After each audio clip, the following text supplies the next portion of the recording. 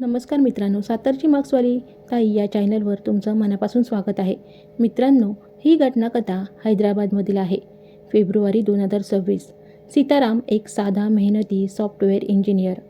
चांगली नोकरी, पत्नी, 2 लहान मुलं, बाहेरून परिपूर्ण आयुष्य. पण आतून तो तुटत होता. त्याच्या गैरहजेरीत पत्नीचे दुसऱ्या व्यक्तीसोबत संबंध सुरू होते. एवढंच नाही, त्याच्या खाजगी क्षणाचे व्हिडिओ सोशल मीडियावर पोहोचले. हे स्वतःच्या डोळ्यांनी पाहिल्यावरही सीताराम घरासाठी आणि आपल्या मुलासाठी थांबला. बायकोला माफ केलं, मुलांसाठी सर्व सहन केलं. मित्रांनो, पण विश्वास पुन्हा तुटला. 9 फेब्रुवारीला त्याने 19 पानाचं पत्र लिहिलं. प्रत्येक ओळीत त्याच्या वेदना होती.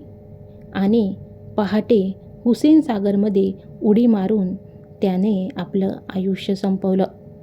मित्रांनो, सीताराम रेड्डी आणि रेणुका यांचा विवाह 2018मध्ये झाला होता. रेणुकाचे लग्नापूर्वी आणि लग्नानंतरही अनेक पुरुषांशी प्रेमसंबंध होते.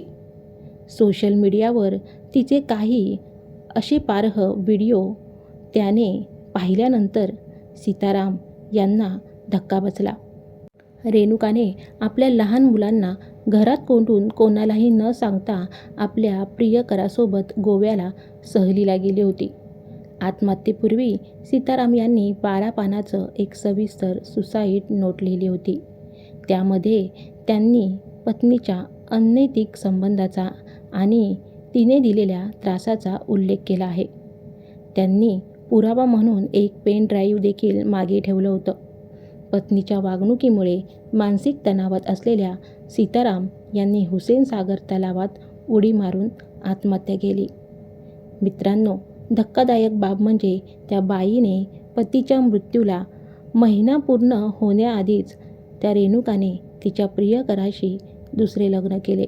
कुटुंबाची मागणी.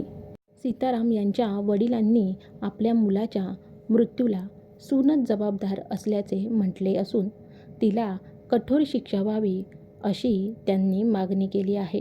मित्रांनो, वैवाहिक जीवनात पारदर्शकता आणि प्रामाणिकपणा असणे अत्यंत आवश्यक आहे.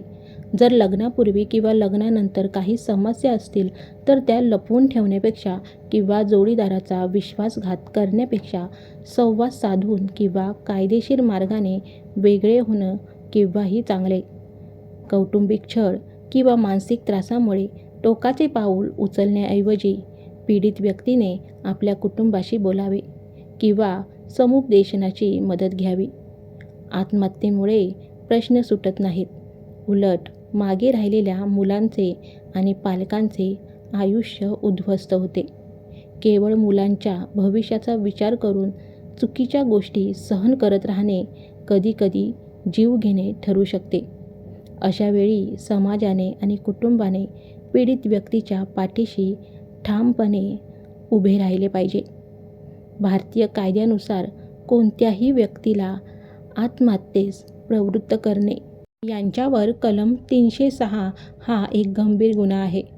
जर सीताराम रेड्डी यांनी त्यांच्या सुसाईड नोटमध्ये आणि पुराव्यामध्ये पेन ड्राईव्ह स्पष्टपणे नमूद केले असेल की त्यांच्या पत्नीच्या जाणीवपूर्वक केलेल्या कृत्यामुळे आणि मानसिक छळामुळे त्यांनी आत्महत्या केली, तर तिला नक्कीच शिक्षा व्हायला हवी. लहान मुलाला घरात कोंडून प्रियकरासोबत फिरणे आणि पतीच्या मृत्यूनंतर लगेच लग्न करणे हे कृत्य अत्यंत असंवेदनशील आणि अमानवीय आहे. कायद्याने पुरावे तपासून तिला तिच्या कृत्याची योग्य ती शिक्षा दिलीच पाहिजे, जेणेकरून समाजात एक शिस्त आणि कायद्याचा धाक निर्माण होईल. तर मित्रांनो, न्यायव्यवस्थेने या प्रकरणाची सखोल चौकशी करून पुराव्याच्या आधारे दोषी व्यक्तीला कठोर शासन करणे गरजेचं आहे, जेणेकरून भविष्यात कोणाचेही आयुष्य अशा प्रकारे उद्ध्वस्त होणार नाही. तर मित्रांनो, तुम्हाला या क्राईम कथेबद्दल काय वाटते हे नक्की कमेंट करून सांगा. आणि हो, आवडला असेल तर लाईक करा. चॅनलवर नवीन असेल तर सातारची मार्क्सवाली ताई या चॅनलला सबस्क्राईब करा.